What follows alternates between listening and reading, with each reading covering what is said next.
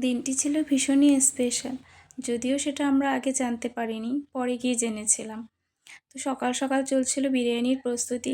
আর সত্যি বলতে কি, দেবকমলদার হাতের বিরিয়ানিটা এত ভালো হয়, মানে কি বলবো। আমি অনেক দিন থেকেই মিস করছিলাম। আমি যখন বাড়ি চলে গিয়েছিলাম তারা দুবার খেয়েছে। তারপর আমি আসার পরেই প্রথমবার হচ্ছিল বিরিয়ানি আমাদের বাড়িতে। আর এবারের বিরিয়ানিটা কিন্তু পুরোপুরি দেবকমলদার তরফ থেকে খাওয়ানো হচ্ছিল। আর শুধুমাত্র আমরা ছিলাম না, অনেকেই ছিল। আর বিরিয়ানি খাওয়ানোর জন্য জানো তো, স্পেশালি এই কলা পাতাগুলো আনা হয়েছে। তারপরে যখন হয়ে গেল, সবাই মিলে বসেছি একসঙ্গে খেতে। খেতে বসে কিন্তু বেশ ভালোই লাগছিল, কলা পাতায় বসে এত টেস্টি বিরিয়ানি সবাই মিলে একসঙ্গে খাচ্ছিলাম হই হুল্লোড় করে। আর এই দেখো, এর স্বাদের ভাগ হবে না। সন্ধেবেলা আবার বাইরে এসে দেখি কত সুন্দর সবাই মিলে বাজি ফাটাচ্ছে। এখানে লোক না প্রচুর পরিমাণে বাজি ফাটায়।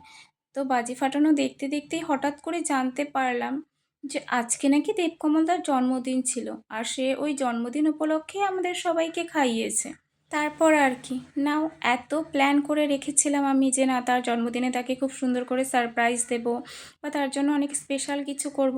কোনো কিছুই আর হলো না।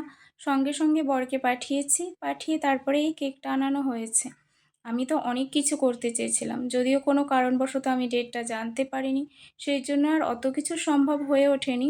কিন্তু তবুও আমরা সবাই মিলে ছোট্ট করে তার জন্মদিন আমরা সেদিনকে সেলিব্রেশন করেছিলাম।